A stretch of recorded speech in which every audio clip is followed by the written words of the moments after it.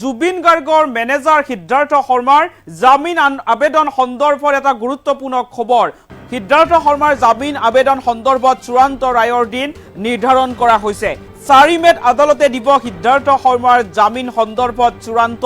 ৰায়দান fast track আদালতৰ ন্যায়াধীশৰ অনুপস্থিতিত অভিযুক্তৰ হাজিৰা ললে সত্ৰ ন্যায়াধীশে আদালতে সিদ্ধাৰ্থৰ জামিনৰ ৰায়ৰ বাবে এতিয়া 4 মেৰ দিনটো নিৰ্ধাৰণ কৰিছে এটা গুৰুত্বপূৰ্ণ খবৰ জনাইছো জুবিন গাৰ্গৰ হত্যাৰ মূল অভিযুক্ত সিদ্ধাৰ্থ শৰ্মাৰ জামিন আবেদন সন্দৰ্ভত বা চূড়ান্ত ৰায়দান সন্দৰ্ভত এটা গুৰুত্বপূৰ্ণ খবৰ আহি পৰিছে বিশেষ কাৰণত আজি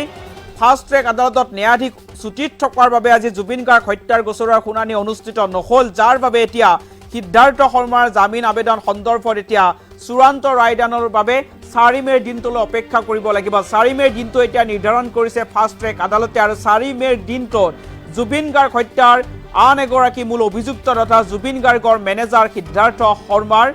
জামিন আবেদন সন্দৰ্ভত চূড়ান্ত ৰায়দান কৰিব আদালতে আৰু জুবিন গাৰ্গৰ হত্যাৰ মূল আন এগৰাকী অভিযুক্ত শ্যাম কানু মহন্তৰ ইতিমধ্যে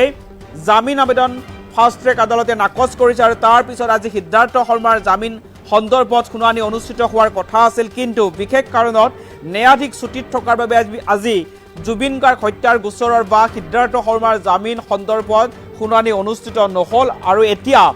আদালতে সিদ্ধাৰ্থ শৰ্মাৰ জামিন সন্দৰ্ভত 4 মেৰ দিনটো নিৰ্ধাৰণ কৰিছে আৰু 4 মেৰ দিনটোত জুবিন গাৰ্গ হত্যাৰ মূল অভিযুক্ত সিদ্ধাৰ্থ শৰ্মাৰ জামিন সন্দৰ্ভত চূড়ান্ত ৰায়দান কৰিব ফাষ্ট ট্ৰেক আদালতে